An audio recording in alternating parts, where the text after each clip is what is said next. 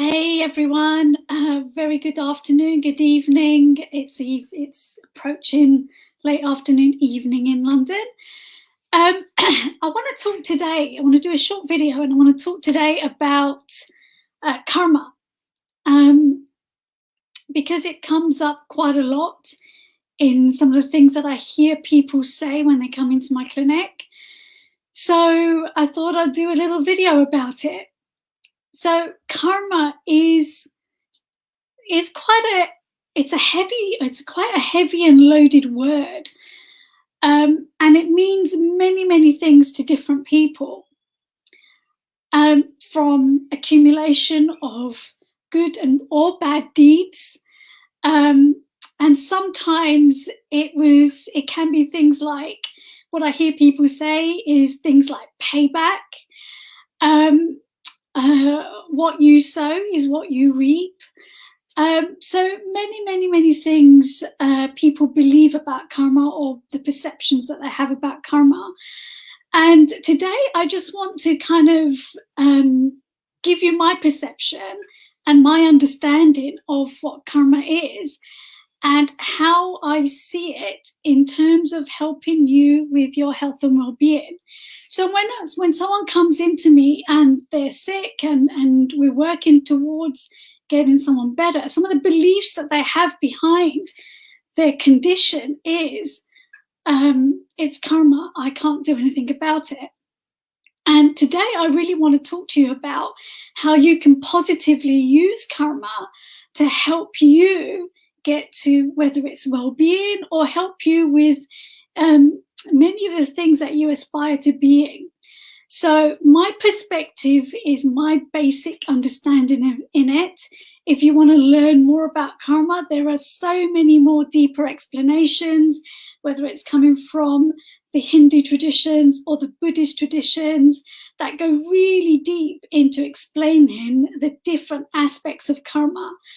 Today, I want to explain to you my understanding and my basic aspect that you can go away with today and start to live your life a little bit differently and with conscious choices. So karma can be, when we're talking about good or bad deeds, the saying is, what you sow is what you reap. It's not just what you sow as what you reap, it's what you sow and what you water. And it's what you water, because the water is the energy, and the food that goes into the plant is what you reap. Okay, so I want to talk about karma in two aspects. One is that it can be a compulsive destructive behavior, or it's a compulsive constructive behavior. Both sides can cause harm, okay? If it's compulsive destructive behavior, like overeating, compulsive eating, or compulsive drinking, or compulsive use of gaming, alcohol, okay? It's any compulsive where you want to hide away and lose your mind. The karmic effect of that, because you keep doing it over and over again, creates a breakdown in your body, not just in your body, but your mind as well. And when we're talking about health, it's not just what you eat, it's our thoughts as well, and it's what we do every day. So from that side, you've got compulsive destructive behaviors, and I would call them addictions to things like eating, drinking, smoking, drugs, or trolling somebody on the internet and just giving negative, really just pulling people down. Okay, that's an addiction, and that's a compulsive destructive behavior. The other side of it, compulsive constructive behavior, can be seen as something like being a perfectionist. Okay, how many of you, I know in the past where I haven't done things because I want it to be right. I haven't done things, I haven't followed through on things because I'm waiting for that perfect moment. or I'm such a perfectionist that I put a lot of energy and stress into this one thing for it to be right. And it can be a piece of work, but I see it come up in people in clinic when it also becomes about what you eat. So, for example, there is a condition called orthorexia. Orthorexia is a condition where it's actually recognized. It's not recognized as mental health yet, but it's under it's mildly under that arena where somebody is so fixated about the quality of their food. And I've seen it sometimes in people where they won't eat anything except for organic, and they put so much restriction in what they're doing, and so much effort and energy, and they make it so hard that in a way just that much restriction in making sure that everything that you eat is organic is going to be impossible to do in this day and age.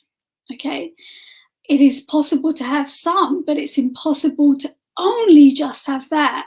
And the restriction that you put on yourself when you do that, the stress that you put on your body and the mind, can have a negative effect. So think of, when we're talking about the destructive part of compulsive behavior and the constructive part of compulsive behavior, it's the karmic effect happens when you're doing it over and over and over again.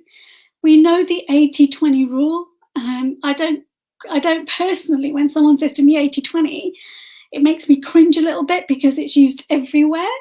The context that I'm going to use it is that we kind of live in a bit of a seesaw, okay? And there are times where when we're talking about food and we're talking about exercise and we're talking about health, that it is a balance. And it's a balance between having the ability to be able to enjoy what you do, but also remembering, yes, we want to eat healthily, but it doesn't have to be so restrictive that it creates pain, not just around you, but around other people, and it affects the social aspects of your well-being, because health and well-being is just not what we eat. It is our environment as well, and it's our mental health as well. So I just want to leave you with this thought, or just something for you to think about when we're talking about karma, okay? That we do have an effect on our behavior. Karma is action, and we do have a choice in our action and our behavior. And we want to be conscious about that as much as possible.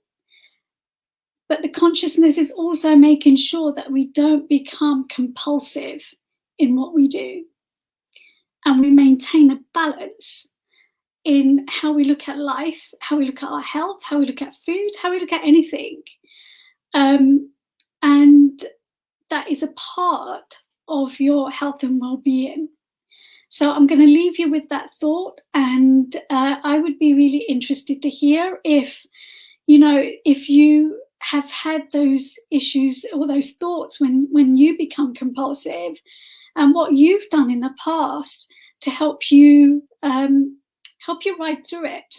Or if you are still having a challenge with it, let me know, and let us share some of our ideas about how you can walk through it. Thank you for listening. I'll see you soon. Bye.